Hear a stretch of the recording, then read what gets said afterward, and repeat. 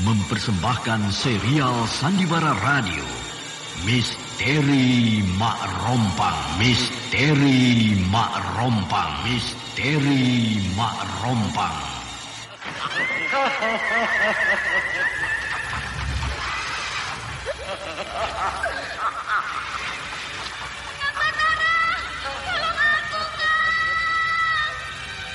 Cepat kemari, Wulan.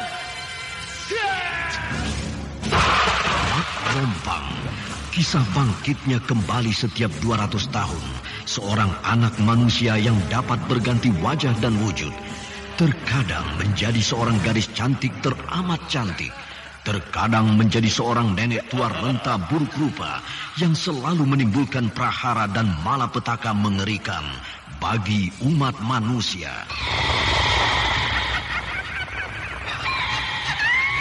Bahaya, kita dalam bahaya. Sudah, cepat tinggalkan tempat ini. Tunggu, Kamira. Aku mau menutup warung dulu. Jangan pikirkan warungmu, pikirkan nyawamu. Hei, menjauh. Tuk Tunggal bilang menjauh. Takut itu berawa panas. Tuk Tunggal ada di mana, Wira? Tuk Tunggal berada di dalam kabut. Hei, menyingkir semua. Menyingkir keluar dari desa.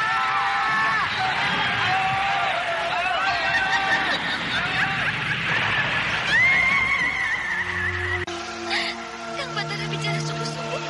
Iya, karena saya mencintaimu, Wulandari. Mak Rompang diselingi pula tawa ria penuh canda serta kisah cinta kasih yang penuh dengan liku-pilu kehidupan dari dua insan manusia. Awas di belakangmu, Wulandari.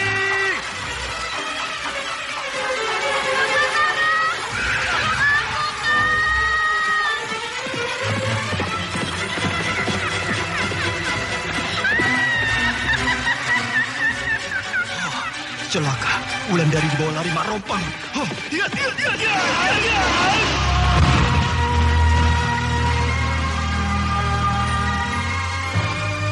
Didukung artis-artis terkenal Ferry Fadli, Yvonne Rose, Anna Sambayon, dan sederet bintang-bintang terkenal lainnya.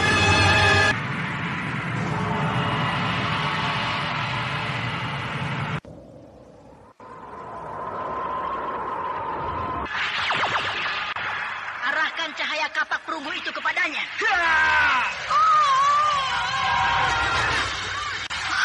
Kuburan itu terbongkar hanya dalam sekali pukul oleh Mak Rompang.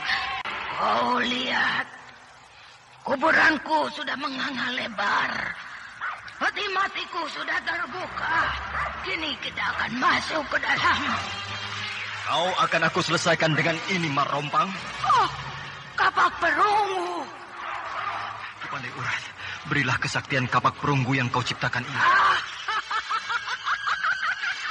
Ikutilah episode ke-10. Cahaya Kapak Perunggu. Kapak Perunggu.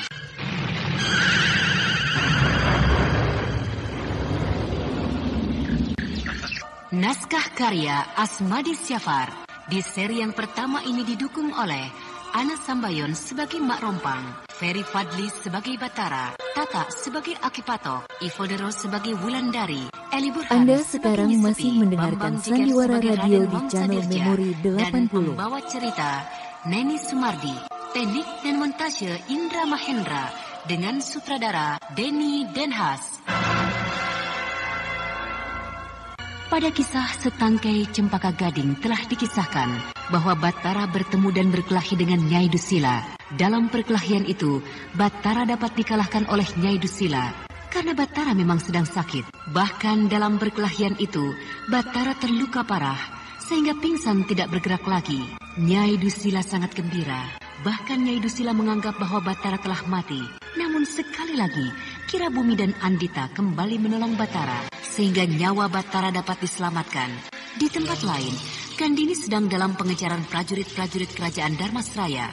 Karena Gandini dianggap mata-mata Singosari, keadaan itu terjadi atas pengakuan Raden Wangsadirja bahwa istrinya itu adalah musuh kerajaan. Karena secara licik, Raden Wangsadirja ingin menyingkirkan Gandini dari sisinya, sehingga anak almarhum Kirekso itu sangat terpukul. Kini Gandini membentuk suatu pasukan yang siap untuk memukul tentara Singasari yang banyak terdapat di desa-desa di sekitar kota raja. Gadis itu menganggap tuduhan yang dilontarkan kerajaan terhadap dirinya adalah karena ulah orang-orang Singasari. Gandini akan memusatkan kekuatan pasukan itu di desa Tegalsari, di desa tempat Tembong dan istrinya bermukim. Di dalam pasukan yang akan dibentuk itu, ada Nyi Sepi, Wulandari dan Batara. Namun akhirnya Nyi Sepi dan Wulandari mengundurkan diri karena sikap Gandini yang tetap memandang remeh mereka. Sementara Batara juga mengundurkan diri karena marah pada Tembong yang dianggapnya tidak tahu diri terhadap istrinya Aning yang begitu setia. Dalam perjalanan pulang di Telaga Sore, Batara bertemu dengan Mak Rompang, lalu terjadilah perkelahian yang seru di antara keduanya.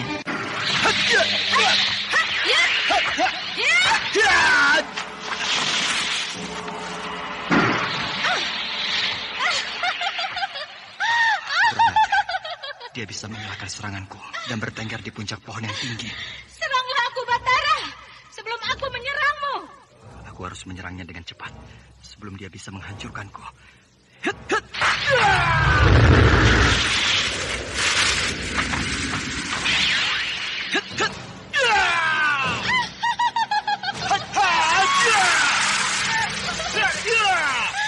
Percuma kau menyerangku, Batara.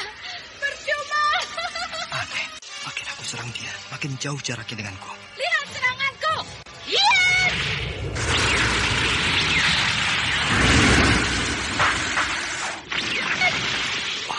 Tujuan Mak Rompang menghantam pohon dan celaka. Pohon itu tumbang ke arahku. Pohon itu hampir merenggut nyawamu, Batara. Mak Rompang masih bertengger di puncak pohon. Akan aku hantam akar pohon ini, biar dia jatuh bersama pohon ini.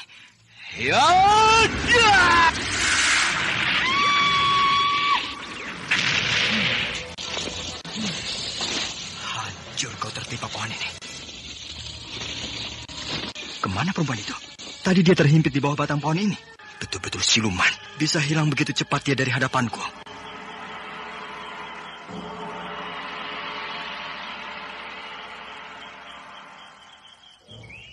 Hai Marompang, hadapi aku. Jangan kau menyembunyikan dirimu dari hadapanku. Keluar kau. Aku ingin membuat perhitungan denganmu malam ini.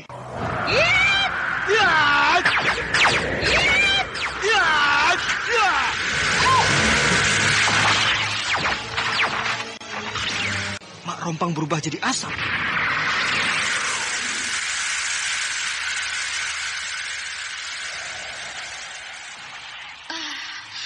Kau tidak akan bisa membunuhku, Batara. Kau tidak akan bisa menghabisiku. Aku tidak peduli. Kau jadi asap atau bukan, kau tetap akan aku hancurkan. Kalau betul begitu, seranglah. Aku ingin lihat bagaimana caranya kau menghancurkan aku. Kata Ki Mujur dulu, kalau Mak Rompang sudah berubah menjadi asap, maka jalan satu-satunya adalah mengurung asap itu. Hanya aku belum diajarkan bagaimana caranya mengurung tubuh Mak Rompang yang sudah berubah menjadi asap. Dan asap itu membentuk tubuh seorang perempuan muda dengan rambut yang terurai panjang. Hah, kenapa kau diam? Kenapa tidak kau serang aku? Kurang ajar, dia mengejekku.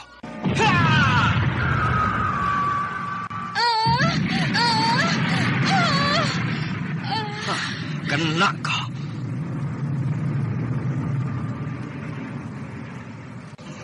Asap itu terpencar-pencar terkena seranganku. Dan aku jadi bingung.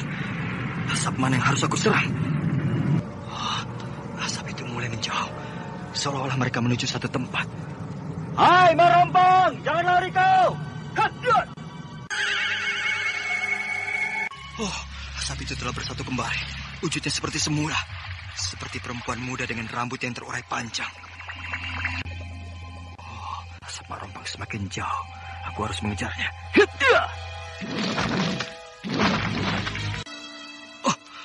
Asap Mak Rompang menuju ke kuburannya. Tidak boleh. Asap itu tidak boleh sampai masuk ke dalam kuburannya. Aku harus cegah. Jangan lari kau. Terlambat. Aku terlambat. Asap itu sudah masuk ke dalam lubang kuburan Mak Rompang. Tapi akan aku gali kuburan ini. Aku harus bisa mengurung asap itu. Aku harus bisa menghancurkan Mak Rompang.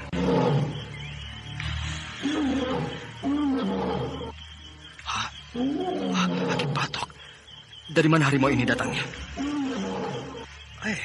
Kenapa harimau ini menggeser-geserkan kepalanya ke tubuhku? Aki, minggirlah. Aku akan menggali kuburan ini. Aki Patok. Aki Patok menyerudukkan kepalanya padaku. Kenapa Aki Patok seperti ini? Aki, minggirlah. Aku harus cepat-cepat mengejar asap itu. Aki Patok menyerudukku. Seperti ada yang akan dikatakannya padaku.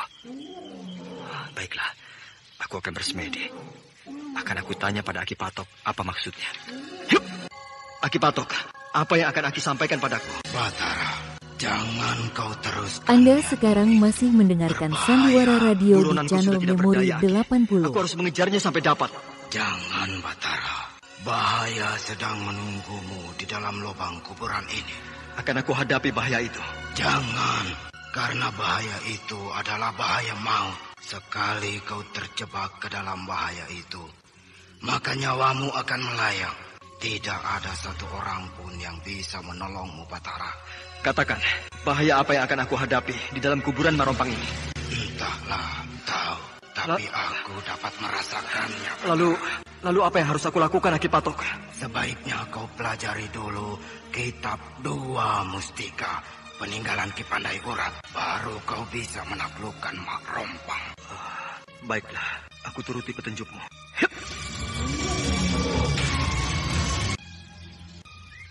Kenapa Kang Batara belum datang juga ke Telaga sore ini ya, Nyi Guru? Mungkin dia masih berada di Tegalsari. Untuk apa dia di sana? Tentu untuk membantu Gandini mempersiapkan pasukan Tegalsari. Seharusnya Kang Batara tidak usah membantu perempuan sombong itu. Batara belum tahu kejadian antara kita dengan Gandini. Aku susul Kang Batara ke Telaga Sari ya, Nyi Guru. Untuk apa, Wulan?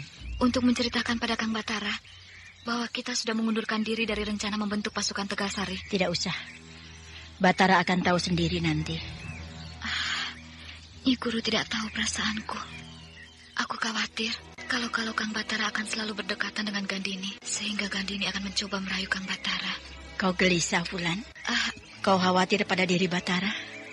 Iya, aku khawatir kalau Kang Batara dapat bahaya. Tidak usah kau pikirkan dia. Batara itu bisa mengatasi bahaya. Dia itu hebat. Dia murid pilihan dari Ki Mujur. Percayalah. Iya, Nyi Guru. Tapi... Kau rupanya masih gelisah. Apakah aku diizinkan untuk menyusul Kang Batara ke Tegalsari, Nyi Guru? Aku mengerti perasaanmu, Wulan. Perasaan anak muda yang sedang jatuh cinta. Nyi Guru tahu apa yang aku rasakan. Aku jadi malu. Pergilah susul Batara ke Tegalsari. Tetapi ingat, kau tidak boleh membuat keributan dengan Gandini, ya? Kenapa begitu, Nyi Guru? Perempuan itu sedang mempersiapkan pasukan untuk menghadang orang-orang Singasari. Kalau sampai dia cedera, maka pembentukan pasukan itu akan gagal. Sayangkan kalau sampai gagal. Nyi Guru masih mendukung pembentukan pasukan itu. Kau harus mematuhi pesanku ini, Wulan. Tapi kalau Gandini yang memulai lebih dulu menentang aku, bagaimana, Nyi Guru? Kau harus mengalah. Kau harus pulang kembali kemari. Rasanya Nyi Guru masih mendukung agar pasukan itu terbentuk. Tentu, Wulan. Pasukan itu akan banyak gunanya nanti. Kau juga harus mendukungnya. Tapi bukankah pasukan itu untuk keperluan Gandini, Nyi Guru? Untuk apa kita mendukungnya? Kegunaan pasukan itu bukan untuk Gandini, tetapi untuk kepentingan kerajaan. Itu yang harus kau ingat. Iya, Nyi Guru. Nah, pergilah ke Tegalsari sebelum matahari semakin tinggi. Iya, Nyi Guru. Seorang laki-laki menunggang kuda. Dia memacu kudanya ke arahku. Aku harus waspada. Dia sudah semakin dekat. Rasanya aku pernah melihat laki-laki penunggang kuda itu, tapi entah di mana. Dia memperlambat lari kudanya. Kudanya dia tujukan ke arahku.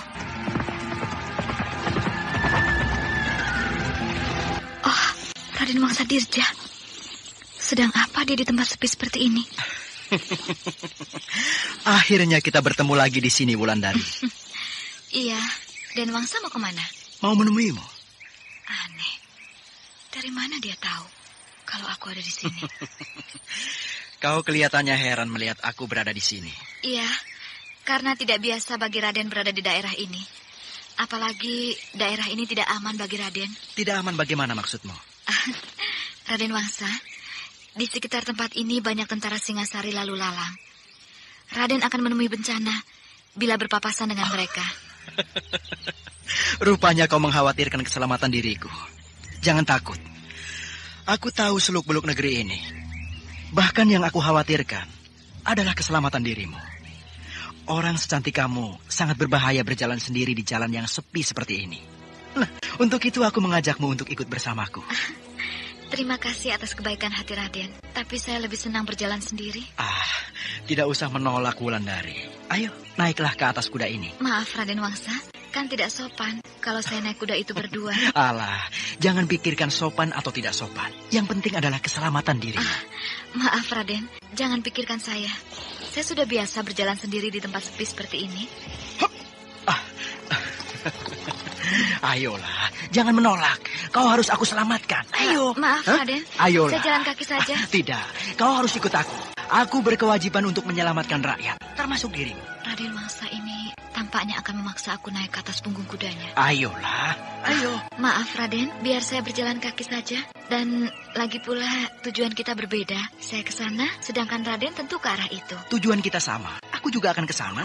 Ayolah.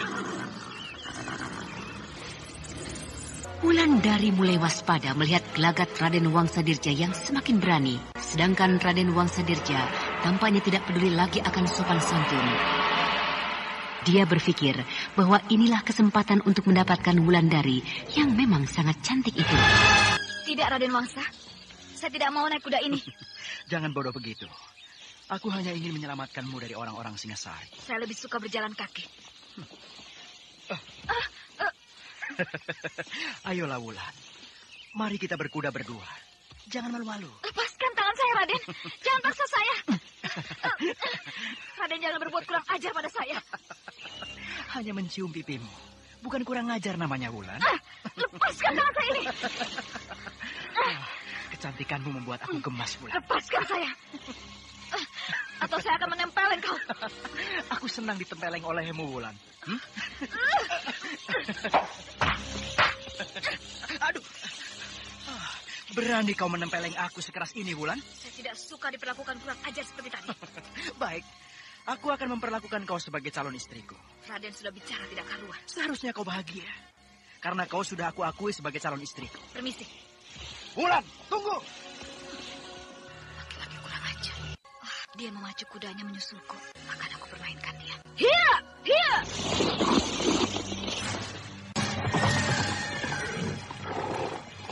Wulandari! Raden Wangsa bingung mencariku. Wulan! Mari ikut aku, Wulan! Tempat ini berbahaya! Yang berbahaya bukan tempat ini, Raden. Tapi sikapmu itu yang berbahaya. Ayolah, Wulan! Jangan bersembunyi terus! Atau harus aku tinggalkan kau sendirian di tempat sepi ini? Seharusnya dalam sekali pukul, Raden Wangsadirja ini bisa aku bunuh. Hai! Tapi rasanya tidak perlu. Aku tidak ada urusan dengan Wulandari! dia. Sebaiknya aku tinggalkan dia. Hiya! Hiya! Rasanya kau tidak akan bisa menyusulku, Raden Wangsa. Bahkan jarak antara kita sudah semakin jauh. Sudah sejak tadi aku berkeliling desa Tegalsari ini.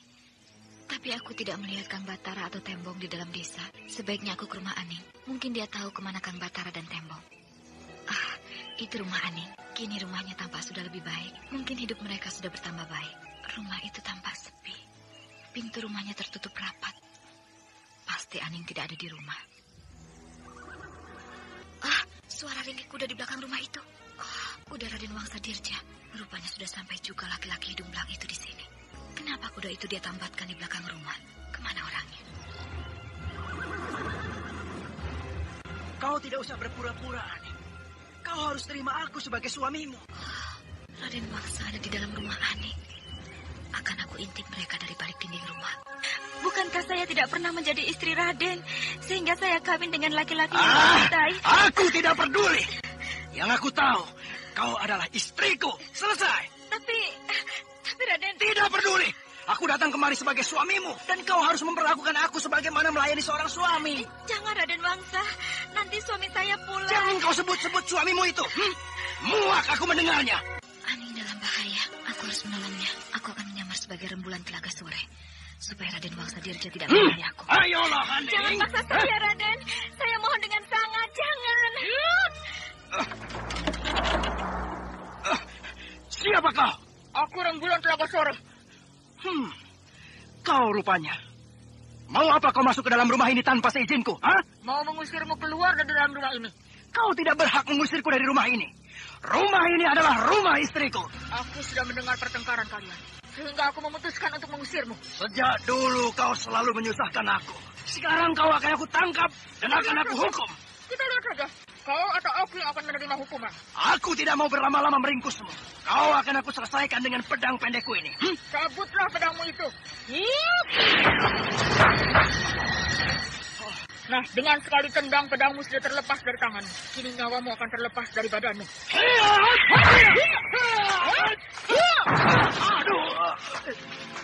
Hanya seperti ini kehebatan anak seorang panglima perang kerajaan. Aku akan kembali ke kota raja. Aku akan datang menangkapmu dengan prajurit-prajuritku. Lari dia. Aku bahagia bisa mempermainkan laki-laki mata keranjang itu. Terima kasih. Tiba-tiba Kisanak datang menolong saya. Kalau tidak, saya pasti sudah diperkosa oleh laki-laki tadi. Pakailah pakaianmu. Iya, maaf. Aku harus cepat pergi sebelum Aning mengetahui siapa aku. Hei, tunggu dulu. Saya belum tahu siapa Kisanak sebenarnya. Kau tidak perlu tahu siapa aku, Aning. Ada yang mengetuk pintu rumahku. Jangan-jangan Raden Wangsa itu datang lagi malam-malam begini. Kalau memang Raden Wangsa yang datang, pasti Kang Tembong marah. Anda sekarang masih mendengarkan Sandiwara Radio di channel Memori 80. Pintu itu diketuk terus. Lebih baik aku buka pintu itu sebelum Kang Tembong terbangun. Tapi kalau memang Raden Wangsa yang mengetuk pintu itu, bagaimana ya? Apa boleh buat? Kalau memang Raden Wangsa yang datang, akan aku bangunkan suamiku.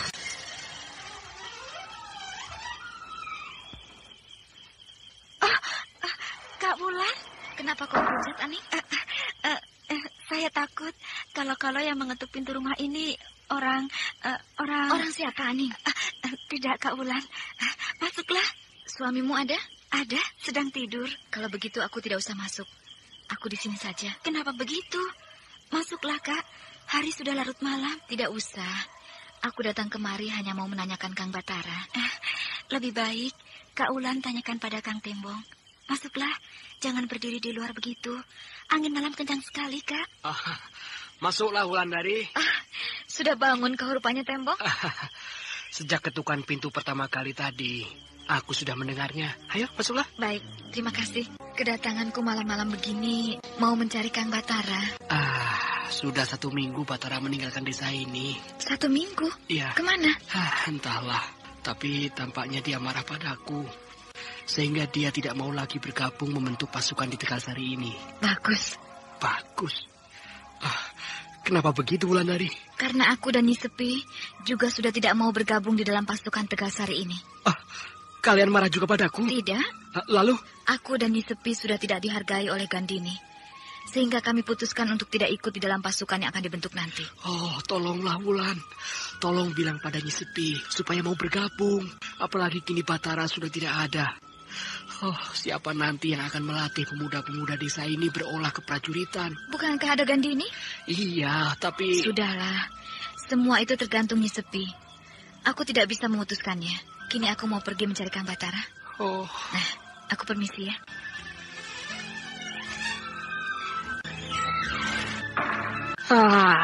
Hancur semua rencana. Syukurlah. Berarti perempuan itu yang bernama Gandini itu tidak akan datang lagi ke desa ini mencari suamiku. Aning, tutup pintu ini. Kang Tembong mau kemana? Aku mau mencari Gandini. Untuk apa, Kang? Mau mengabarkan hal ini pada Gandini. Akhirnya suamiku pergi juga mencari perempuan itu.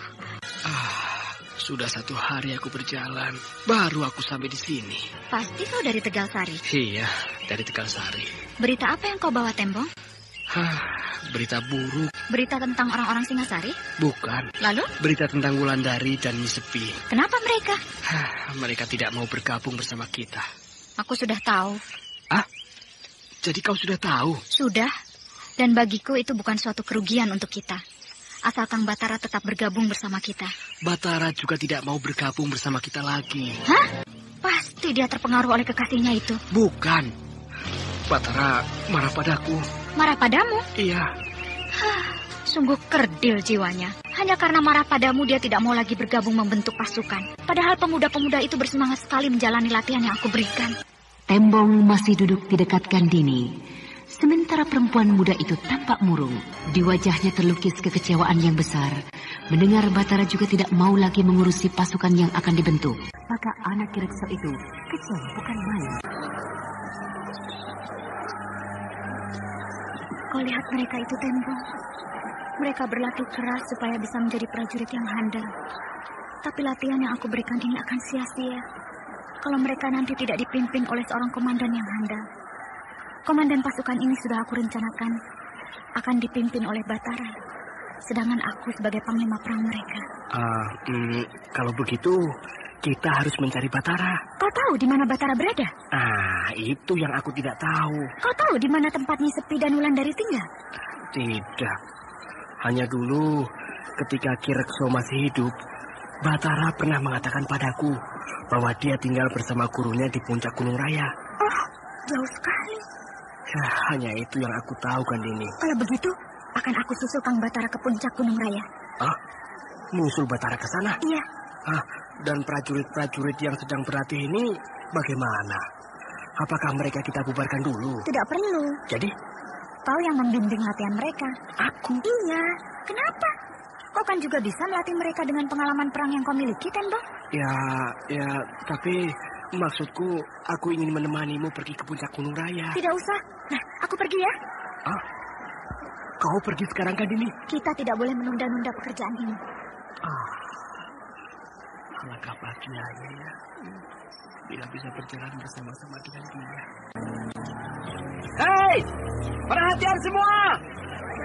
Latihan untuk hari ini cukup sekian. Sekarang kalian boleh bubar. Kenapa kau bubarkan mereka, Tembong? Hari sudah sore. Percuma latihan ini diteruskan. Hari memang sudah sore. Kalau begitu, ikutlah denganku ke puncak Gunung Raya. Betul. Betul. Supaya aku ada kawan di perjalanan nanti. Ayo. Sejak tadi malam, Kang Tembong pergi. Kini sudah malam lagi. Tapi Kang Tembong belum juga kembali. Apakah dia masih mencari Gandini? Ataukah dia sedang berbincang-bincang dengan Gandini sehingga lupa untuk pulang? Gusti yang Maha Agung, kenapa harus begini jadinya? Padahal Kang Tembong sudah berjanji padaku, dia tidak akan mendekati Gandini lagi. Aning? Iya? Tidurlah, hari sudah larut malam. Aku masih menunggu Kang Tembong, Pak. Dia pasti pulang, Aning. Sudah 1 hari 1 malam, Kang Tembong pergi. Tapi sampai sekarang belum juga pulang. Sudah 1 hari 1 malam? Iya. Kenapa kau diam saja, Aning? Kenapa tidak kau bilang padaku? Aku tidak mau mengganggu Bapak. Seharusnya kan kau bilang padaku, Aning, supaya aku cari dia. Karena sekarang di sekitar desa kita sudah tidak aman. Tadi siang ada seorang penduduk desa mati terbunuh, Aning. Siapa yang membunuhnya, Pak? Mungkin orang-orang Singasari. Karena pemuda itu ikut dalam pasukan yang dibentuk oleh Tembong. Tapi anehnya, pemuda itu mati dengan luka di lehernya, seperti bekas gigitan binatang. Kau di rumah, Aning. Aku akan mencari Tembong. Iya. Di mana golokku, Aning? Itu di samping tumpukan kayu bakar, Pak. Aku pergi, Aning. Hati-hati, Pak. Ya. Gusti, berilah lindungan untuk Bapak dan suamiku.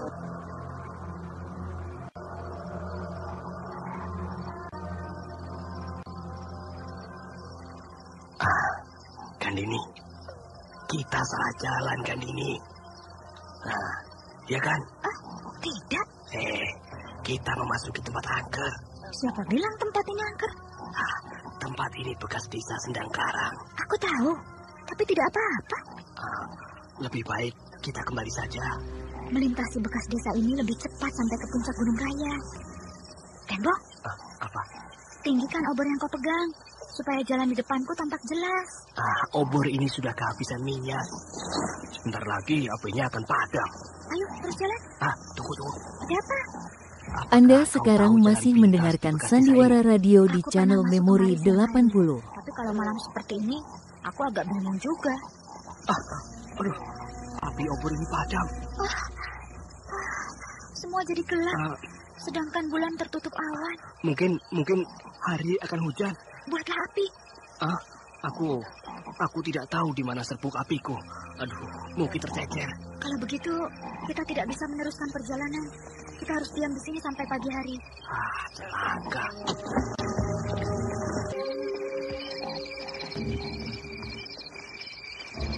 Gandini. Apa? Perasaanku agak lain. Aku merinding. Rupanya kau masih penakut seperti dulu, Tembong. Aku tidak bohong. Buang rasa takutmu jauh-jauh. Iya, akan aku coba.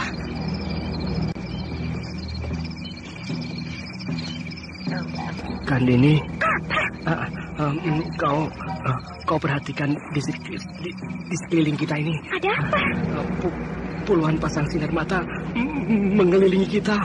Aku sudah melihatnya sejak tadi. Kau tahu sinar mata apa itu, Gandini? Sinar mata kawanan serigala. Apakah kita akan diterkam oleh kawanan serigala ini? Tidak, asal kita tidak bergerak-gerak.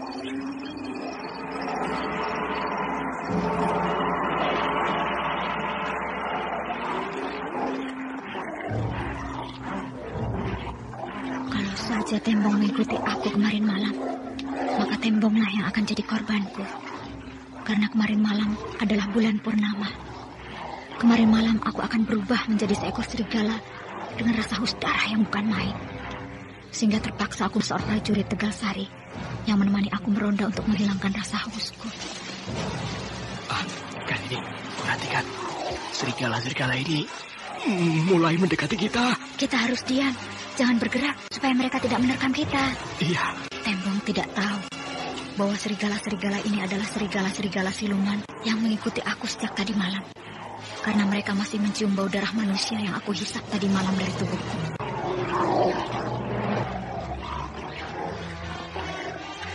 Gandini. Apa?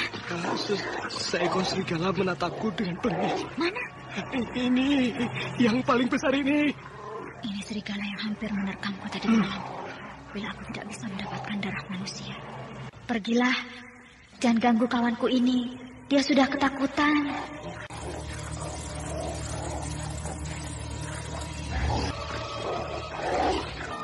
Mereka tiba-tiba pergi, kan ini? Berarti mereka takut pada kita. Mengapa mereka takut? Entahlah, aku tidak tahu.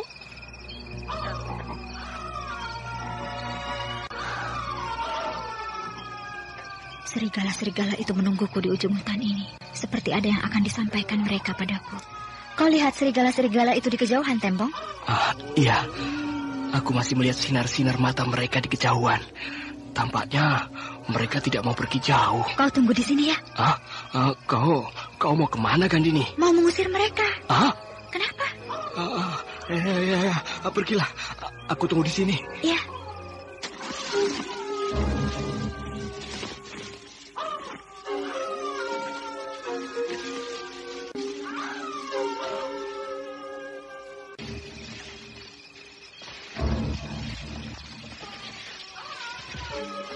Serigala ini memang menunggu kedatanganku.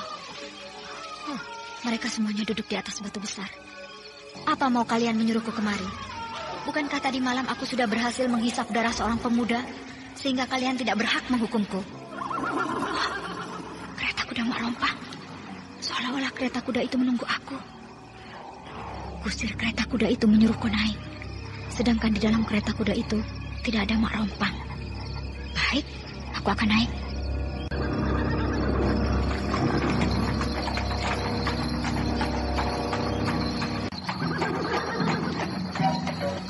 Kereta kuda ini menuju hutan Gumbak. Apa maksud kusir kereta kuda ini membawaku ke hutan Gumbak? Kisanak, kenapa aku dibawa ke hutan Gumbak? Dia tidak mau bicara. Dia malah meletakkan jari telunjuknya di depan mulutnya. Dia menyuruh aku diam. Kereta kuda semakin masuk ke dalam hutan Gumbak. Kereta kuda ini berhenti. Dan aku disuruh turun oleh kusir kereta. Hop!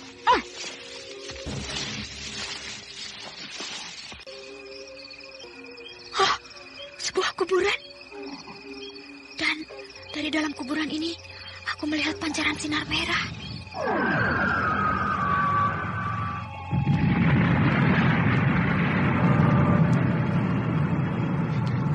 Kuburan ini tiba-tiba terbelah. Mak Rompang terikat di dalamnya. Sudah kau lihat keadaanku, Kandini? Sudah. Oh, kasihan. Tolong curi kembang cempaka gading yang ada pada Batara. Lalu antar kemari. Supaya aku bebas dari ikatan ini. Pada Batara? Dia punya. Bawalah ke sini. Baik, akan aku laksanakan. Terima kasih.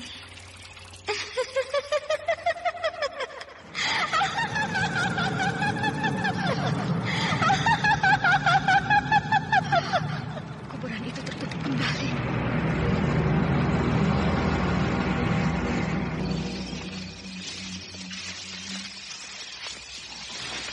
Kasihan. Tembong tertidur di hutan Sendang Karang ini. Tembong, ayo bangun. Hari sudah pagi.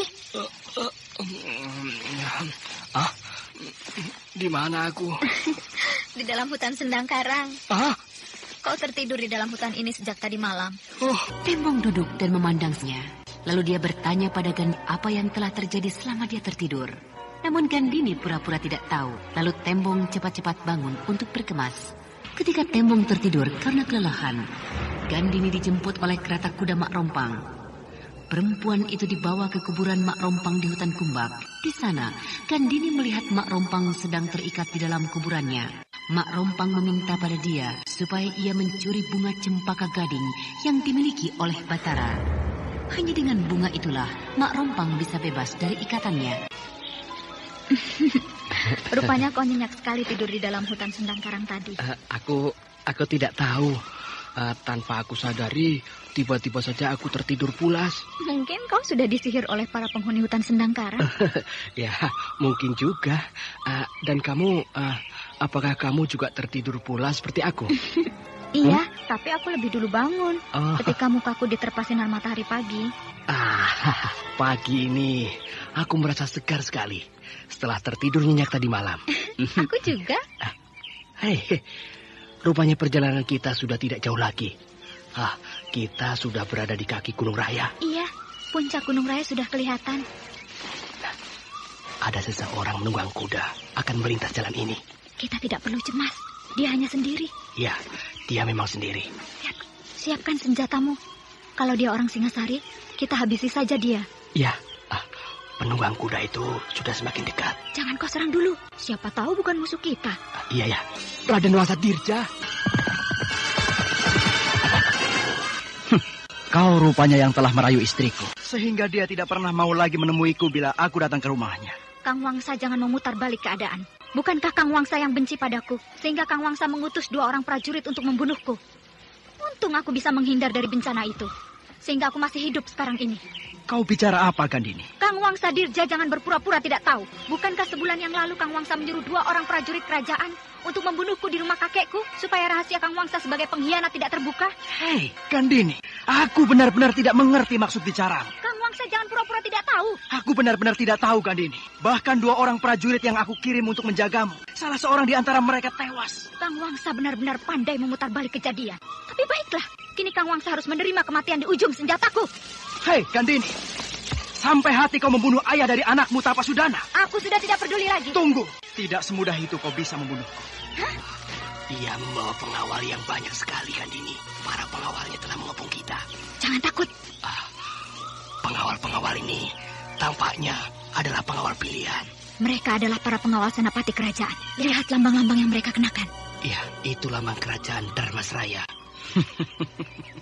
Sudah puaskah kalian memperhatikan para pengawalku? Bajingan! Kau rupanya ingin menjebakku, Raden Wangsa. Jangan memaki aku seperti itu, Gandini. Kau lihat. Para pengawal itu siap melepaskan anak panah mereka kepadamu. Kalau kau berani, mari kita bertarung 1 lawan 1, Raden Wangsa.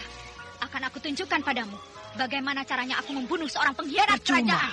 Percuma, Gandini. Aku tidak akan mau meladenimu. Aku tidak mau mengotori tanganku dengan darahmu. Hai! Tangkap kedua orang ini! Siap, Tembong? Ya. Bila kalian mendekat 1 langkah lagi, maka leher kalian akan aku tebas. Hati-hati! Jangan pedulikan ancaman itu!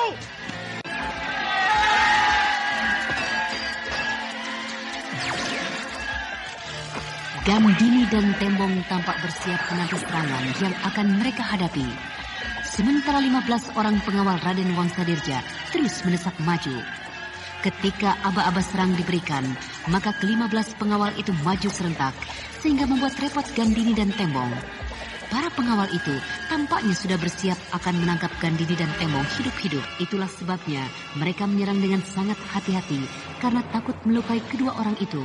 Namun Gandini menyerang membabi buta, seolah-olah dia tidak peduli lagi pada keselamatan dirinya. Tapi bagaimanapun perlawanan yang diberikan oleh kedua orang itu tidak bisa menghalau musuh-musuh mereka yang mengepung semakin rapat. Bahkan kini hanya menunggu waktu saja untuk bisa melumpuhkan Gandini dan Tembong. Karena kepandaian para pengawal itu memang luar biasa. Lalu tidak lama kemudian, Gandini dan Tembong sudah bisa mereka tangkap. Bahkan kini keduanya diikat di atas kuda, lalu digiring menuju kota raja. Penjagaan di sekeliling tenda ini sangat kuat. Sulit bagiku untuk meloloskan diri. Ada yang datang kemari.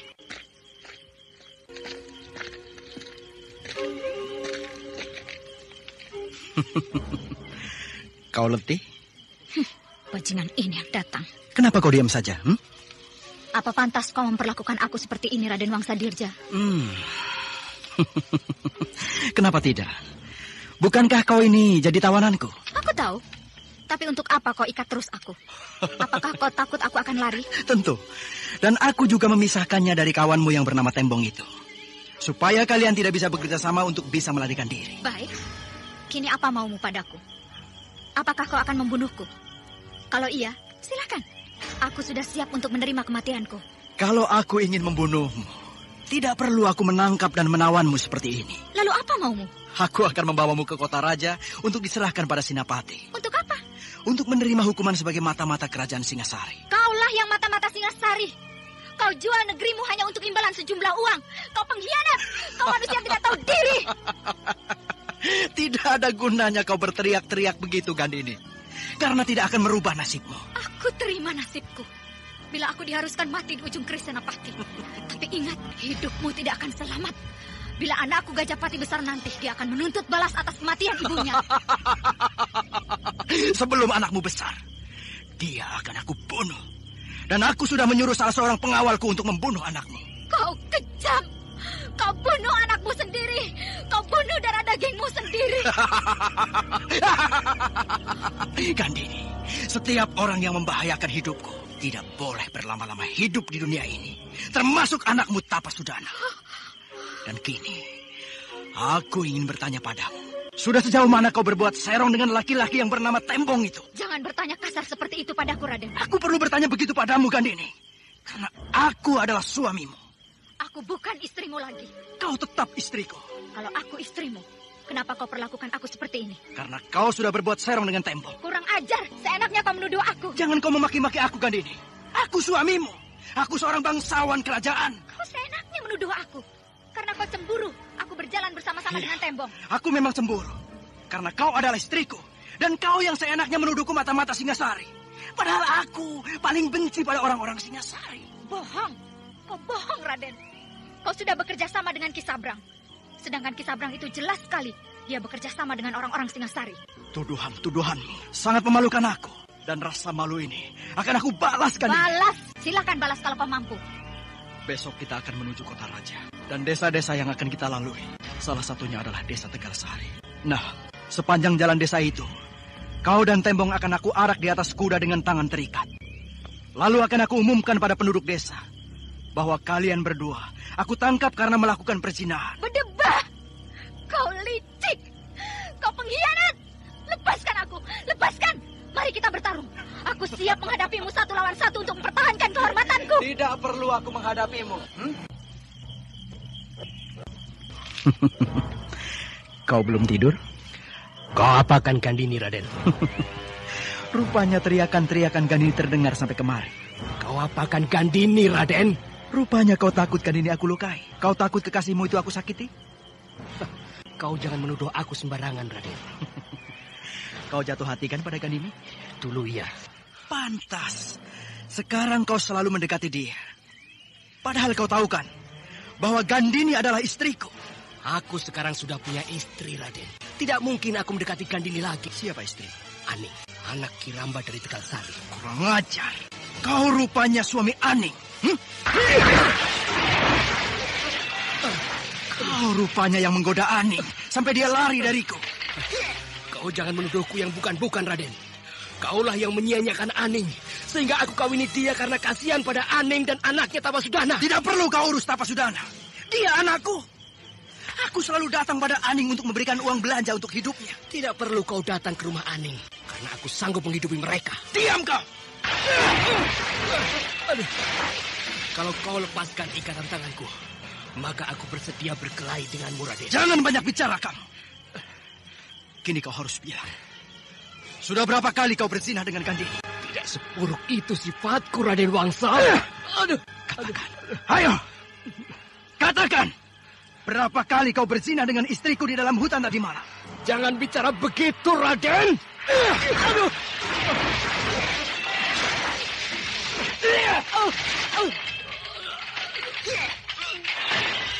Belum juga kau mau mengaku. Aku dan Gandini tidak berbuat serendah itu, Raden. Kau pikir aku tidak mengetahui kemana kalian tadi malam, ha? Aku dan para pengawalku sudah mengikuti perjalanan kalian sejak dari Tegal Sari. Karena aku ingin menangkap basah kalian berdua. Belum juga kau mengaku perbuatan. Padahal kau bisa dihukum mati oleh kerajaan. Karena telah berani menggoda istriku. Istri seorang bangsawan kerajaan. Aku tidak berbuat apa-apa terhadap Gandini. Baik. Rupanya kau masih juga belum mau mengaku. Besok, kau dan Gandini akan aku bawa ke kota raja. Tapi sebelum itu, kau akan aku arak berkeliling Tegal Sari. Akan aku umumkan ke seluruh penduduk desa bahwa kau telah melakukan perzinahan dengan istriku. Raden, aku tidak berzina dengan istrimu, Raden. Aku tidak mau mendengar bantahan. Yang aku mau hanyalah pengakuan. Oh, apa kata Aning bila melihat aku diarak keliling desa besok? Tembong tertunduk lesu, sedangkan tangannya masih terikat, sementara mukanya sudah babak belur kena pukulan Raden Wangsadirja. Kini keduanya merasa tersiksa karena mereka akan dibawa ke kota raja untuk diadili. Bahkan sebelum ke kota raja, keduanya akan diarak keliling Tegal Sari dengan tuduhan telah melakukan perzinahan.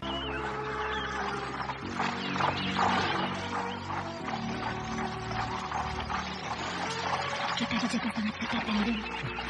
Kita tidak bisa melarikan diri. Sebentar lagi kita akan masuk ke Tegal Sari. Tidak usah sedih.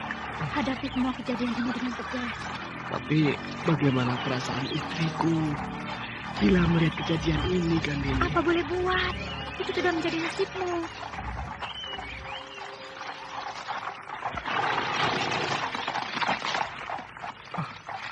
Sebentar lagi kita memasuki desa Tegal Sari. Iya. Ayo, percepat kuda-kuda kalian.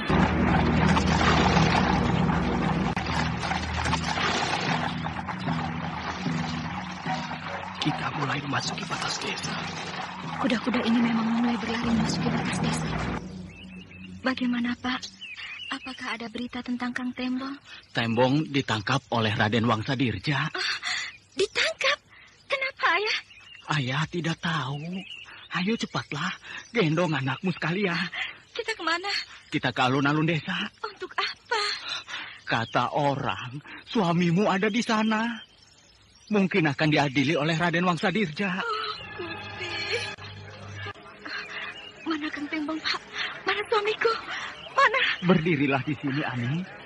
Di sini agak jelas melihat Tembong. Sayang, diam ya sayang ya. Sebentar lagi kita pulang. Sebentar lagi kamu tidak akan kepanasan ya. Diam ya, diam sayang, diam. Lihat Aning, itu Raden Wangsadirja. Perhatian! Perhatian semua! Raden Wangsadirja akan bicara.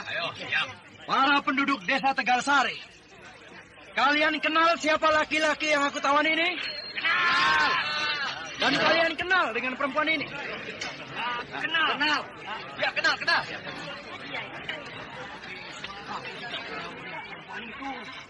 Laki-laki ini bernama Tembong. Dan yang perempuan ini adalah istriku, bernama Gandini.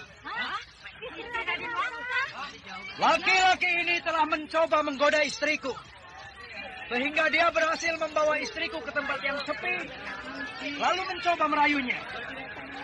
Karena bujuk rayunya itu, istriku akhirnya menyerah juga. Bahkan mereka sudah melakukan perzinahan di tempat yang sepi kemarin malam.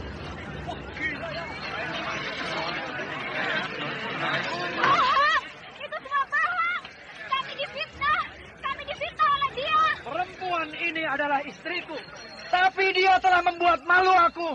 Apa hukuman yang pantas bagi kedua orang yang telah berzina ini? Memang, kedua orang ini akan menerima hukuman gantung di kota raja. Pak, bagaimana nasibku ini? Aku malu, Pak. Aku malu sekali. Mari kita pulang. Tidak usah kita tonton lagi suamimu itu. Ayo. Iya.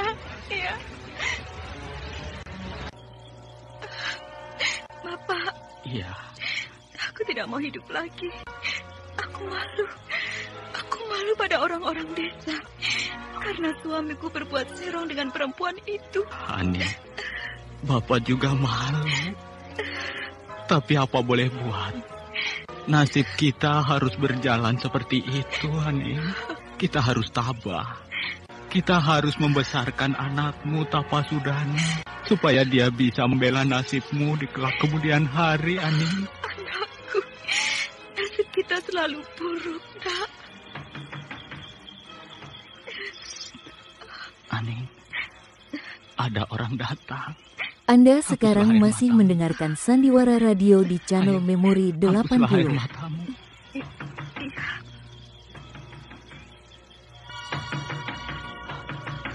Iya. Tunggu. Siapa lagi yang datang malam-malam begini?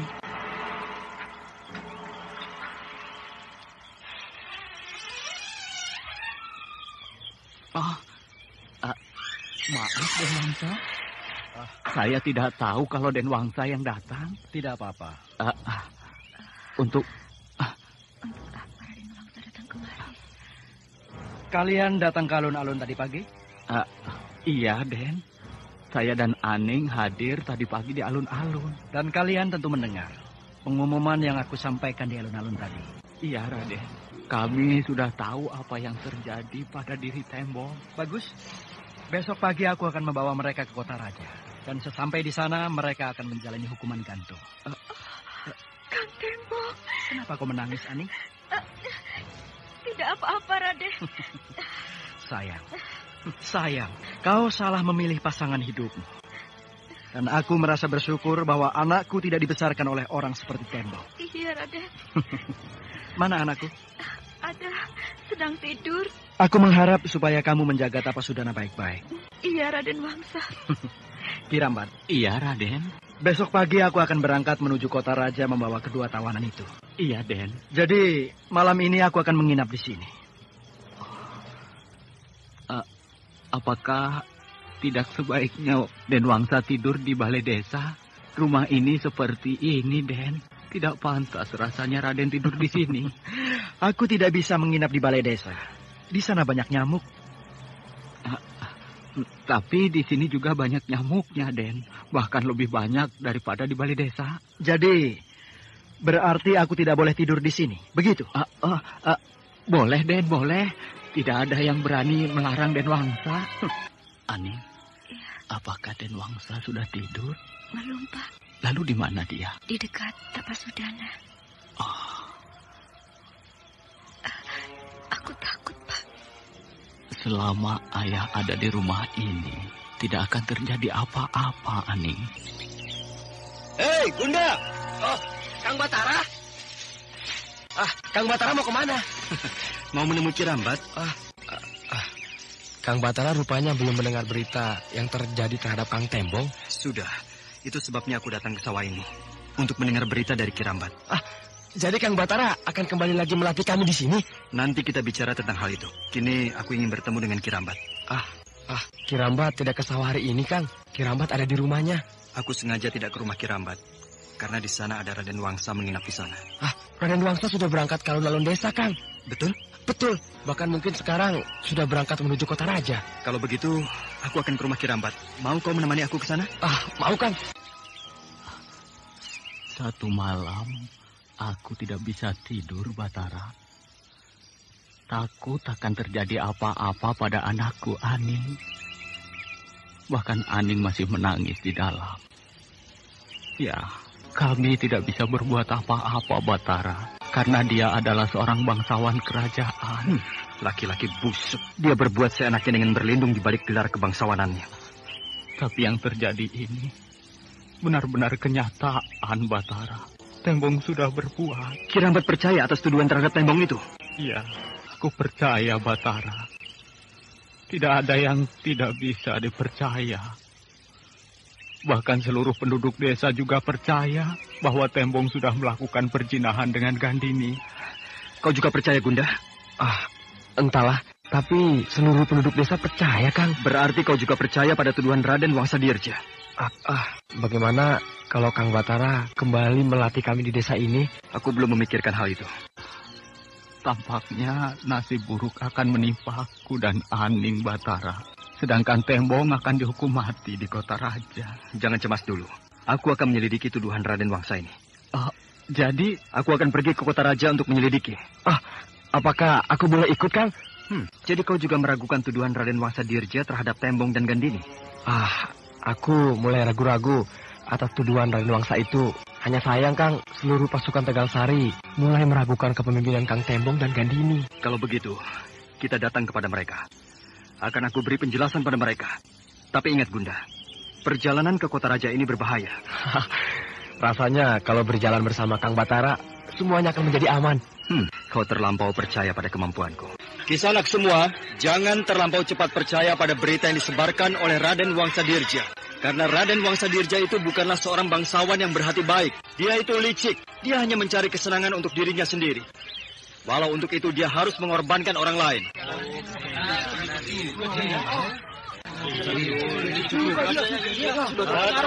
Tenang dulu, tenang. Tenang Kisanak semua, tenang dulu. Tapi kita belum dapat bukti bahwa Tembong dan Gandini itu bersih dari tuduhan Raden Wangsa. Betul. Itu sebabnya aku dan Gunda akan pergi ke kota raja untuk mencari berita tentang kejadian ini. Batara, janganlah berlagak jadi pahlawan. Kota raja bukanlah tempat yang seenaknya bisa dimasuki. Apalagi untuk bisa mendekati tawanan bangsawan seperti tawanan Raden Wangsadirja. Kalau kita ingin mencari kebenaran, kita harus berani menempuh bahaya. Sudahlah, Kom. Kita harus membuktikan dulu apakah tuduhan terhadap diri Tembong dan Gandini itu benar. Baik, aku ingin menunggu berita apa yang akan dibawa oleh Batara dari kota raja. Kota raja ini ramai sekali ya, Kang. Orang-orang di kota raja ini sangat sibuk, sehingga mereka tidak memperhatikan kehadiran kita di sini. Mereka tidak akan peduli dengan kehadiran kita di sini. Apakah yang akan kita lakukan sekarang, Kang? Kita harus menunggu hari malam, baru kita bertindak. Baiklah. Kita harus melompati tembok ini, Kuda. Tembok ini? Ya. Tinggi sekali, Kang. Tidak ada jalan lain kecuali melompati tembok ini untuk bisa masuk ke rumah Raden Wangsadirja. Baik, Kang. Akan aku coba. Tapi rasanya aku tidak bisa melompati tembok setinggi ini. Kalau begitu, biar aku yang melompat lebih dulu. Nanti akan aku turunkan tali. Kau harus bisa memanjat tali ini. Siap? Siap, Kang. Batara dan Gunda sedang bersiap-siap untuk memanjat tembok rumah Raden Wangsadirja. Sedangkan sesekali tampak tentara yang beronda di sekitar tembok istana. Ketika hari sudah malam, Batara dan Bunda mendekati rumah Raden Wangsadirja untuk mencari di sebelah mana Tembong dan Gandini disekap. Tembok ini tinggi sekali, Kang Batara. Bagaimana caranya saya memanjatnya? Aku yang akan naik lebih dulu, baru kau menyusul. Tapi saya rasanya tidak akan sanggup menaiki tembok setinggi ini, Kang. Nanti akan aku bantu kau. Akan aku ulur tali ini bila aku sudah berada di atas tembok. Iya. Cepat bersembunyi. Ada apa? Ada prajurit yang meronda. Oh iya, mereka akan melewati tempat ini. Wah, rupanya penjagaan di tempat ini ketat juga ya, Kang. Itu pertanda bahwa Raden Wangsadirja adalah bangsawan yang derajatnya tinggi. Kang Batara, betul Raden Wangsadirja adalah suaminya Nyi Gandini, Kang? Betul. Sayangnya, dua prajurit yang meronda itu sudah semakin dekat. Mereka sudah lewat. Apakah kita akan terus menaiki tembok ini, Kang? Iya, ayo siap. Sebelum kedua prajurit itu kembali lagi melewati tempat ini. Iya.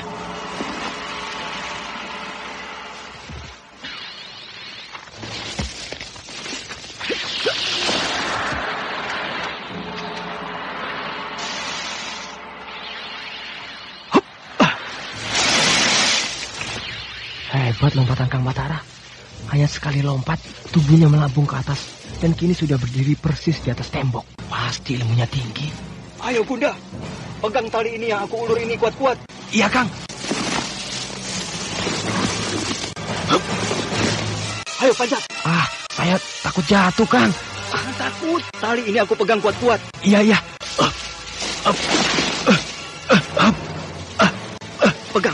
Pegang atas tembok ini. Ayo. Sedikit lagi, ayo. Aduh, berat sekali, Kang. Ayo, sedikit lagi. Badanku seolah-olah tidak bisa diangkat ke atas tembok ini. Kerahkan tenagamu, ayo. Aduh, aku mau jatuh, Kang. Kerahkan tenagamu, cepat. Orang prajurit yang meronda itu akan lewati bawah tembok ini lagi. Ayo. Ini saatnya kau berjuang untuk hidupmu.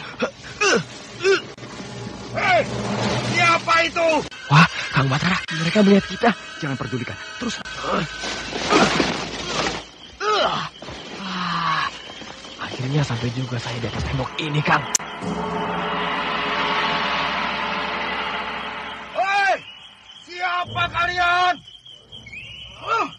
Tundukkan kepalamu, Bunda. Aduh, tombak itu melayang di atas kepalamu. Wah, hampir kepala saya ditembusnya. Hei, turun kalian! Kau terlungkup di atas tembok ini, supaya kau tidak terlihat oleh prajurit-prajurit yang berada di balik tembok ini. Kang Batara mau kemana? Akan aku urus kedua prajurit itu sebelum mendatangkan bencana bagi kita. Gila.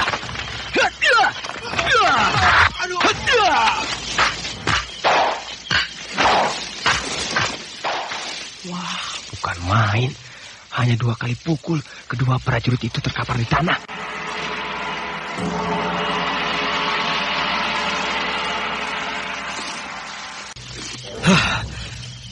Hampir saja kedua prajurit itu merepotkan kita. Wah. Kang Batara hebat.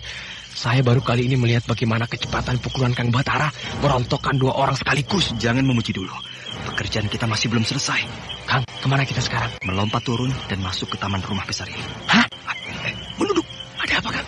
Lihat di halaman rumah itu. Siapa itu? Tamu Raden Wangsa. Dan itu Raden Wangsa datang menyambut tamunya. Siapa tamunya itu ya? Ki Sabrang. Sudah larut malam kau baru datang, Ki Sabrang. Maaf, Den. Banyak pekerjaan yang harus saya selesaikan, sehingga saya terlambat datang. Tapi tidak apa-apa. Kita masih bisa menanyakan mereka, walau hari sudah malam. Oh, jadi Gandini dan Tembong ada di sini, Den? Tentu. Mereka tidak akan aku serahkan pada kerajaan.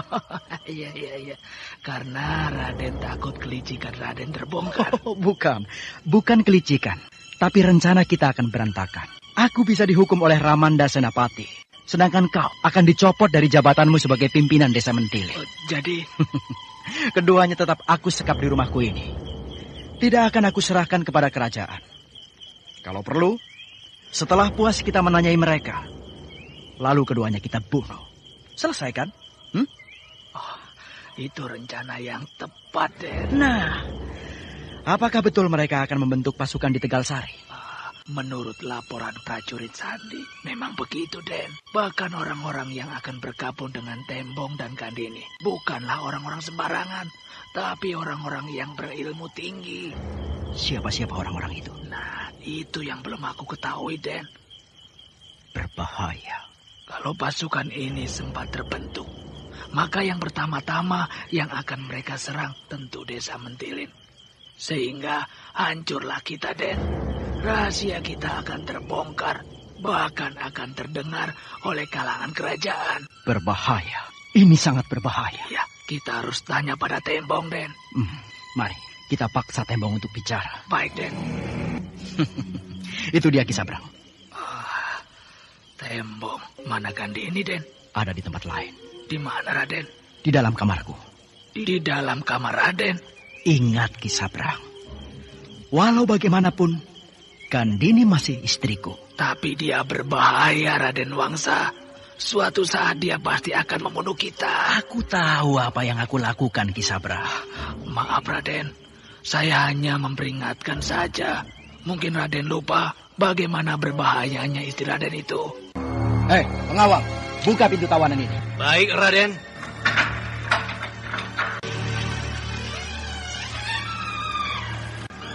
Silakan, Raden. Hei, bangun! Bangun kamu! Pulas tidurmu. Apa maumu membangunkan aku malam-malam begini, Raden? Aku berhak membangunkan kau kapan saja, karena kau adalah tawananku. Aku tidak akan mengaku telah berzina dengan istrimu. Aku memang tidak pernah melakukannya. Aku tidak perlu lagi menanyakan itu padamu. Lalu apa maumu, Raden? Aku ingin menanyakan berapa kekuatan pasukan yang akan kau bentuk di Tegal Sari. Ayo jawab. Kenapa kau tanyakan itu? Karena aku harus mengetahui setiap pembentukan pasukan di wilayah kerajaan ini. Pasukan itu tidak jadi dibentuk. Kau jangan berbohong. Aku tidak bohong. Kau harus katakan siapa-siapa saja yang akan bergabung dengan pasukan Tegal Sari. Aku tidak tahu. Kau harus bilang padaku, Tembong. Karena aku masih menjabat sebagai perwira sandi kerajaan di Desa Mentilin. Aku tidak tahu. Kau rupanya memilih mati daripada mengatakan siapa teman-temanmu yang akan membentuk pasukan Tegal Sari. Aku jadi heran. Kenapa aku harus dicurigai membentuk pasukan untuk melawan pasukan Singasari? Karena kau tidak mempunyai izin dari kerajaan. Sehingga bisa berakibat kehancuran Tegal Sari. Ayo, katakan siapa-siapa kawanmu itu. Aku tidak tahu. Rupanya kau sayang pada kawan-kawan. Akan kau apakan aku, Raden? Kau sudah tidak pantas hidup di bumi ini. Jangan dibunuh dulu dia. Kita belum mendapat keterangan apa-apa dari dia. Baik. Kau lihat, Tembong. Anda Ki Sabrang masih berbaik hati padaku. Sandiwara Radio di dia melarang aku membunuh 80. Karena dia merasa bahwa kau pasti mau diajak bicara baik-baik. Nah, sekarang sebutkan. Siapa nama kawan-kawanmu yang akan membentuk pasukan Tegal Sari? Aku tidak tahu. Kau keras kepala rupanya. Rupanya kau tidak sayang pada dirimu, Tembong. Pengawal! Iya, Raden. Cambuk dia. Sampai dia mengaku. Siaga, Raden. Iya! Iya! Iya!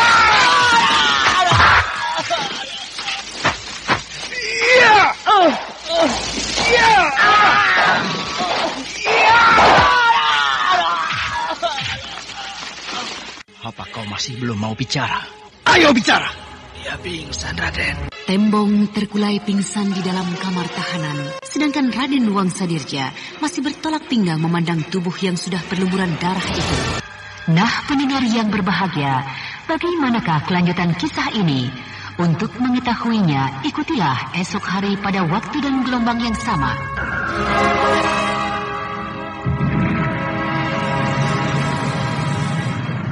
Demikianlah tadi serial Sandiwara Radio Misteri Mak Rompang episode ke-10 Cahaya Kapak Perunggu, dipersembahkan oleh Denhas Adia Suara bekerja sama dengan PT Sinar Effendi Murni, produsen tablet obat kuat Aladina, obat terlambat bulan Menpas Kapsul, tablet obat kuat dan pegal linu Duta Rema, dan jamu godok cap gorila. Terima kasih atas perhatian Anda. Sampai jumpa.